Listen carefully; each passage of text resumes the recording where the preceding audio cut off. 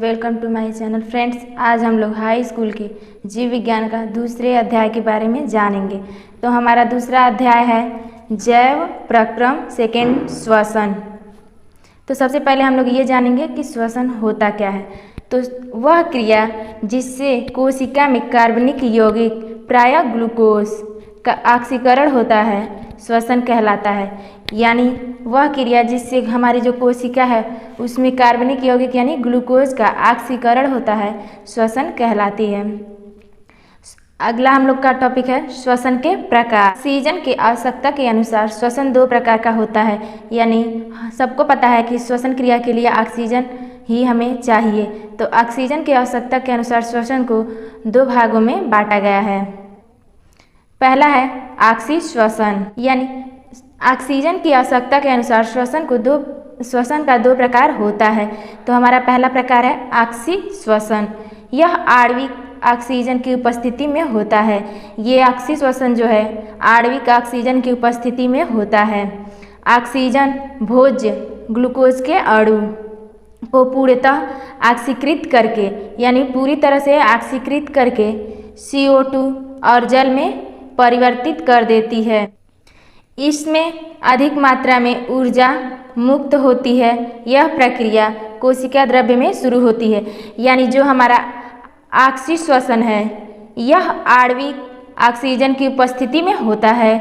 Oxygen भोज्य यानी glucose के अणु को पूर्णतः ऑक्सीकृत करके CO2 और जल में परिवर्तित कर देती है, यानी CO2 और जल में बदल देती है। इसमें अधिक मात्रा में ऊर्जा मुक्त होती है। इस क्रिया में अधिक मात्रा में ऊर्जा मुक्त होती है। यह प्रक्रिया कोशिका द्रव्य में शुरू होती है। हमारा जो ऑक्सी श्वसन है यह कोशिका द्रव्य में शुरू होता है।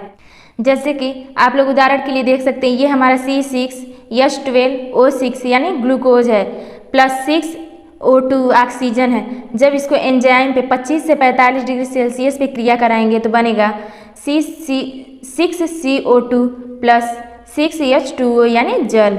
हमारा दूसरा टॉपिक है अनाक्सी श्वसन, या हमारा दूसरा जो श्वसन का भाग है प्रकार है अनाक्सी श्वसन है। यह ऑक्सीजन की अनुपस्थिति में होता है। हमारा ऑक्सी श्वसन ऑक्सीजन की उपस्थिति में होता है, जबकि अनाक्सी श्वसन में ऑक्सीजन की उपस्थिति नहीं होती है। इस क्रिया को किण्वन भी कहते हैं। अनाक्सी श्वसन की क्रिया को किण्वन भी कहते हैं। इस प्रकार के श्वसन में भोज्य पदार्थ केवल आंशिक रूप से ऑक्सीकृत होता है। आंशिक रूप से मतलब भोजन का कुछ अंश या कुछ भाग ही ऑक्सीकृत होता है। अतः इसमें भोज्य पदार्थ केवल 5% भाग ही ऊर्जा के रूप में प्राप्त होता है। अनाक्सी श्वसन में भोज्य पदार्थ से केवल 5% भाग ही ऊर्जा के रूप में प्राप्त होता है। जैसे आप लोग उदाहरण के लिए देख सकते हैं C6H12O6 यानी ग्लूकोज है। ये भी जब प्लस है 6O2 यानी ऑक्सीजन है। जब अनाक्सी श्वसन हम कराएंगे तो हमारा बनेगा 2C2H5OH यानी alcohol plus 2CO2 carbon dioxide plus 27 kilo calorie ऊर्जा। हमारा अगला टॉपिक है श्वसन की अवस्थाएं, यानी हम लोग ये जानेंगे कि श्वसन की कितनी अवस्थाएं होती हैं। तो देखिए श्वसन की 3 अवस्थाएं होती हैं जो निम्नलिखित हैं। यानी श्वसन की 3 अवस्थाएं होती हैं जो निम्नलिखित हैं। पहला है बाह्य श्वसन, यानी इसमें एक जीव तथा उसके वातावरण के मध्य श्वसनीय गैसों O2 एवं CO2 यानी श्वसनीय गैसों यानी सांस में O2 एवं CO2 का विनिमय होता है। यानी जो हमारा बाह्य श्वसन है इसमें एक जीव तथा उसके वातावरण के मध्य यानी कोई जीव है और हमारे चारों तरफ जो वातावरण है उन दोनों के बीच श्वसनीय गैसों O2 एवं CO2 का विनिमय होता है। विनिमय का मतलब होता है अदला बदली। तो मनुष्य O2 गैस ग्रहण करता है, ऑक्सीजन प्लस CO2 गैस छोड़ता है यानी कार्बन डाइऑक्साइड। हमारा अगला टॉपिक है आंतरिक या उत्तक श्वसन। इसमें उत्तक या बाह्य कोशिकीय वातावरण के मध्य श्वसनीय गैसों का विनिमय होता है। जो हमारा आंतरिक या उत्तक श्वसन है इसमें उत्तक या बाह्य कोशिकीय वातावरण के मध्य श्वसनीय गैसों का विनिमय होता है, यानी श्वसनीय गैसों का अदला बदली होती है। हमारा तीसरा टॉपिक है कोशिकीय श्वसन। यानी यह एक एंजाइम नियंत्रित चरणबद्ध रासायनिक क्रिया है। यानी जो हमारी कोशिकीय श्वसन है यह एंजाइम नियंत्रित यानी एंजाइम के नियंत्रण में चरणबद्ध रासायनिक क्रिया है, जिसमें माइक्रोकांडिया के अंदर ग्लूकोज का ऑक्सीकरण होने से अधिक ऊर्जा एटीपी अणु उत्पन्न होते हैं, जिनमें ऊर्जा उच्च स्तर ऊर्जा बंधों में संचित होती है। यानी कोशिकीय श्वसन में ऊर्जा जो है उच्च ऊर्जा बंधों में संचित होती है। इस प्रकार श्वसन एक जैव रासायनिक ऑक्सीकरण क्रिया है। यानी इस प्रकार हम कह सकते हैं कि हमारा जो श्वसन है एक जैव रासायनिक क्रिया है। हमारा अगला टॉपिक है पादपों में श्वसन, यानी पेड़ पौधों में श्वसन की क्रिया कैसे होती है इसके बारे में हम लोग जानेंगे। तो देखिए, पादपों में श्वसन दिन रात होता रहता है। यानी जो हमारे पेड़ पौधे हैं उनमें श्वसन दिन रात होता रहता है। इसके अंतर्गत वे ऑक्सीजन ग्रहण करके कार्बन डाइऑक्साइड यानी CO2 को मुक्त करते हैं। पादपों में प्राणियों की भांति गैसीय आदान प्रदान के लिए विशिष्ट अंग नहीं होते। यानी कहने का मतलब यह है कि जो हमारे पेड़ पौधे हैं उनमें मनुष्यों की भांति गैस आदान प्रदान करने के विशिष्ट अंग नहीं पाए जाते या नहीं होते हैं। पादपों में श्वसन जड़, तना, पत्ती द्वारा होता है। यानी पेड़ पौधों में श्वसन की क्रिया जड़, तना, पत्ती द्वारा होता है। हमारा अगला टॉपिक है जंतुओं में श्वसन, यानी इसके अंतर्गत हम लोग ये जानेंगे कि जंतुओं में श्वसन किस प्रकार से होता है।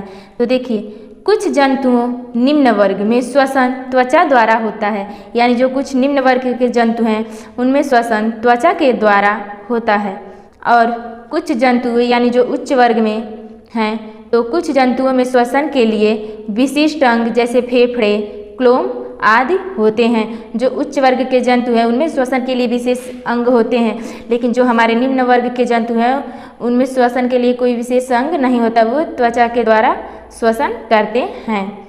वे अंग जो विशिष्ट जीवों में श्वसन में सहायक होते हैं श्वसन अंग कहलाते हैं। यानी कह रहा है वो अंग जो विभिन्न जीवों में श्वसन में सहायक होते हैं श्वसन अंग कहलाते हैं। ये अंग मिलकर श्वसन तंत्र का निर्माण करते हैं, और ये सभी अंग मिलकर एक श्वसन तंत्र का निर्माण करते हैं।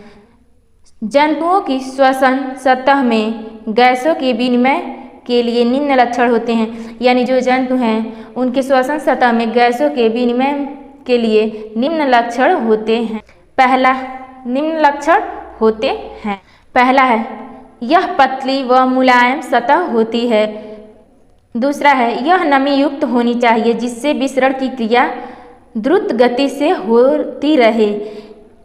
तीसरा है यह सतह क्षेत्रफल को बढ़ाने वाली होनी चाहिए। यानी जंतुओं की श्वसन सतह में गैसों के विनिमय के निम्न लक्षण होते हैं। यानी जंतुओं में श्वसन की सतह में गैसों का विनिमय तभी होगा जब श्वसन की सतह पतली व मुलायम होगी। दूसरा यह कि वह नमी युक्त होनी चाहिए जिससे जो विसरण मतलब होता है फैलना, विसरण की क्रिया द्रुत गति से हो सके यानी तेजी से हो सके। अगला है यह सतह क्षेत्रफल को बढ़ाने वाली होनी चाहिए। हमारा अगला टॉपिक है जलीय प्राणियों में श्वसन, यानी जो जीव जल में रहते हैं उनका श्वसन कैसे होता है। इस टॉपिक के अंतर्गत हम लोग वो सब जानेंगे। देखिए, जलीय प्राणियों में श्वसन दर स्थलीय प्राणियों की अपेक्षा अधिक होती है। यानी जो जीव जल में रहते हैं उन्हें जलीय जीव कहेंगे। तो कहने का मतलब यह जो जलीय प्राणियों में श्वसन दर स्थलीय प्राणियों की अपेक्षा अधिक होती है। यानी स्थल पे जो प्राणी रहते हैं उनसे अधिक उनमें श्वसन की क्रिया होती है।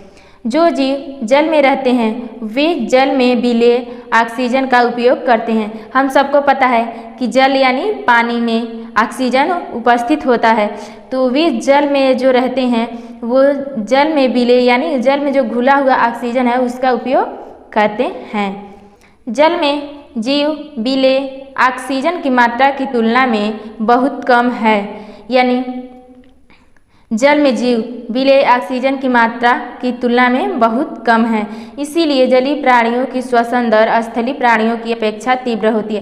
कहने का मतलब ये कि मान लीजिए जो जल है उस पूरा जल पूरा भरा हुआ है, कोई तालाब है वो पूरा जल से भरा हुआ है, तो उसमें ऑक्सीजन की मात्रा अधिक होती है और उसमें से जल में से ऑक्सीजन की मात्रा को अवशोषित करके श्वसन क्रिया करने वाले जलीय जंतु उसमें कम होते हैं। यही कारण है कि जलीय जंतुओं में श्वसन दर की क्रिया तेजी अधिक होती है और तेजी से होती है और स्थलीय प्राणियों में कम होती है।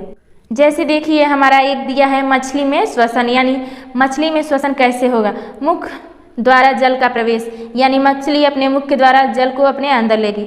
उसके बाद क्या होगा, जल का गीलों में पहुंचना, यानी जो जल है उनके गीलों तक पहुंचना। गलफड़े या गिल्स से मछली सांस लेती है, तो जब वो मुख के द्वारा जल को अपने अंदर ग्रहण करेगी तो वो जल उसके गलफड़े तक या गीलों में पहुंच जाता है।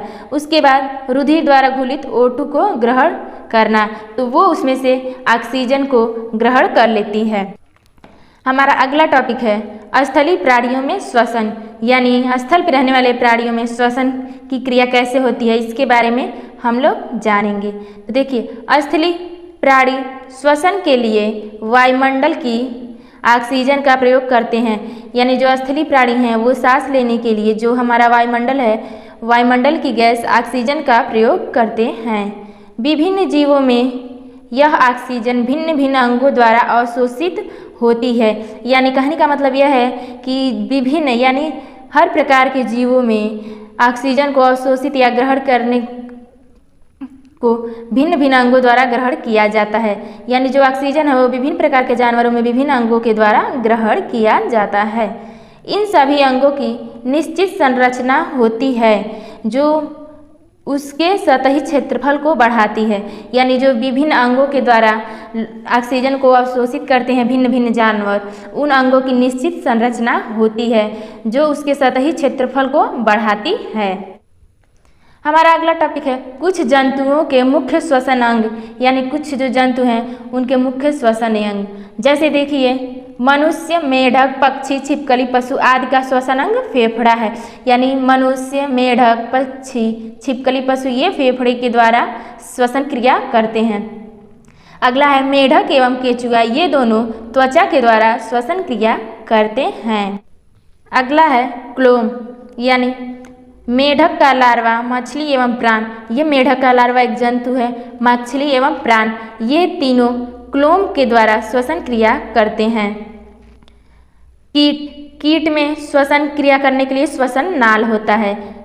अगला है सामान्य शरीर सतह, यानी अमीबा, स्पंज एवं हाइड्रा नामक जो हैं जंतु वे सामान्य शरीर सतह से क्रिया करते हैं, ये एक कोशिकीय जीव होते हैं।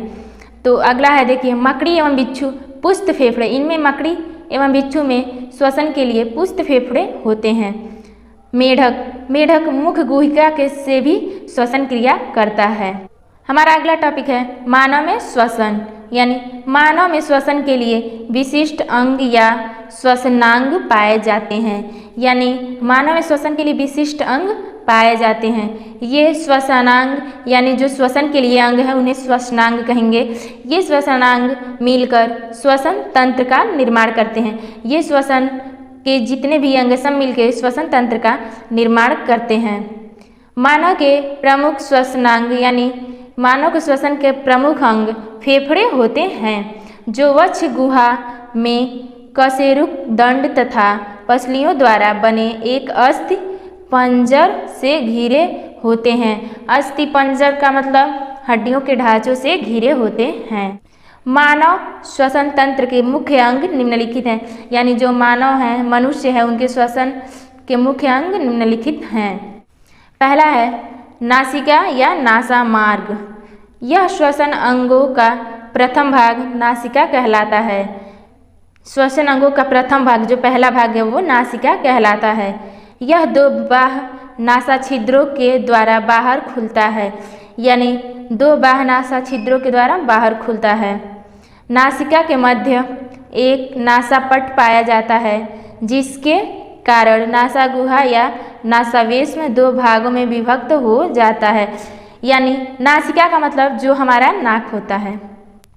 अगला है यानी श्वसन तंत्र का दूसरा अंग है ग्रसनी। नासामार्ग ग्रसनी में खुलता है। ग्रसनी का अग्रभाग नासाग्रसनी कहलाता है। इसका निचला भाग मुख ग्रसनी तथा पिछला भाग कंठ ग्रसनी कहलाता है। इसमें श्वास नली तथा आहार नाल दोनों खुलते हैं। जो हमारा ग्रसनी है उसमें श्वसन नली तथा आहार नाल दोनों खुलते हैं। हमारा तीसरा अंग है वायुनाल, वाइंड पाइप, यानी वायुनाल को निम्न दो भागों में बांटा जाता है। जो हमारा वायुनाल है उसको दो भागों में बांटा जाता है। तो पहला है स्वर यंत्र या कंठ द्वार। तो देखिए यह ग्रसनी में पीछे किंतु निगल द्वार से पहले एक छिद्र होता है। यह वायु को ग्रसनी में घाटी द्वार की सहायता से श्वास नाल में पहुंचाता है। जो हमारा स्वर यंत्र या कंठ द्वार है यह ग्रसनी के पीछे और निगल द्वार से पहले एक छिद्र होता है। यह वायु को ग्रसनी से घाटी द्वार की सहायता से श्वास नाल में पहुंचाता है। दूसरा है श्वास नली। यह लगभग 10 से 12 सेमी लंबी तथा लगभग 1.5 से लेकर 2.5 सेमी व्यास की नली है। यानी जो हमारी श्वास नली है उसकी लंबाई 10 से 12 सेमी होती है एवं चौड़ाई 1.5 सेमी से लेकर 2.5 सेमी होती है। जो कंठ से लेकर पूर्ण ग्रीवा में विद्यमान होती है। विद्यमान मतलब उपस्थित होती है। यह वक्ष में पहुँच कर दो छोटी शाखाओं में विभाजित हो जाती है। श्वास नली जब वक्ष में पहुंचती है तो दो छोटी शाखाओं में विभाजित हो जाती है जिन्हें श्वसनियाँ कहते हैं। हमारा अगला टॉपिक है फेफड़े। यानी फेफड़े मनुष्य के प्रमुख श्वसन अंग हैं। ये संख्या में 2 हल्के गुलाबी रंग के कोमल तथा लचीले अंग हैं। यानी हम सबको पता है कि मनुष्य का प्रमुख श्वसन अंग फेफड़ा ही है।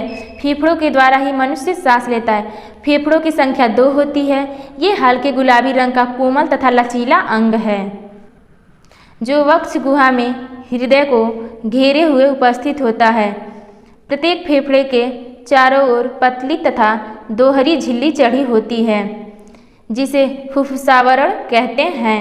फेफड़े जिस गुहा में पाए जाते हैं उसे फुफ्फुस गुहा कहते हैं। हमारा अगला टॉपिक है मानव में श्वसन की क्रियाविधि। यानी इस टॉपिक के अंतर्गत हम लोग ये जानेंगे कि मनुष्य में श्वसन की क्रियाविधि किस प्रकार होती है या संपन्न होती है। तो मानव में श्वसन प्रक्रिया को निम्नलिखित 2 भागों में बांटा जा सकता है। हमारा पहला है बाह्य श्वसन। बाह्य श्वसन के लिए सभी कशेरुकी जंतुओं, सरीसृप, पक्षी एवं अस्थनि में बाह्य श्वसनांग जैसे मेढक में त्वचा, मछलियों में गलफड़े, मनुष्य में फेफड़े आदि होते हैं। हमारा दूसरा टॉपिक है आंतरिक या कोशिकीय श्वसन। कोशिका के भीतर ग्लूकोज के ऑक्सीकरण से ऊर्जा मुक्त होना तथा CO2 का बनना आंतरिक या कोशिकीय श्वसन कहलाता है। यानी जो हमारी कोशिका होती है उसके अंदर ऑक्सीकरण से ऊर्जा मुक्त होना यानी ऊर्जा निकलना तथा CO2 का बनना आंतरिक या कोशिकीय श्वसन कहलाता है। कोशिकीय श्वसन सभी जीवित कोशिकाओं में होता है। हमारा अगला टॉपिक है ATP की उत्पत्ति, जनरेशन ऑफ ATP। श्वसन प्रक्रिया में ग्लूकोज के एक अणु से कुल 38 ATP अणु निम्नलिखित चक्रों के अंतर्गत प्राप्त होते हैं। यानी श्वसन प्रक्रिया में ग्लूकोज जो होता है उसके एक अणु से कुल 38 ATP अणु निम्नलिखित चक्रों के अंतर्गत प्राप्त होते हैं। पहला है ग्लाइकोलाइसिस के अंतर्गत 10 ATP अणुओं की प्राप्ति होती है और 2 ATP अणु खर्च हो जाते हैं। दूसरा है एसिटिल कोएंजाइम A के निर्माण के समय 6 ATP अणु प्राप्त होते हैं।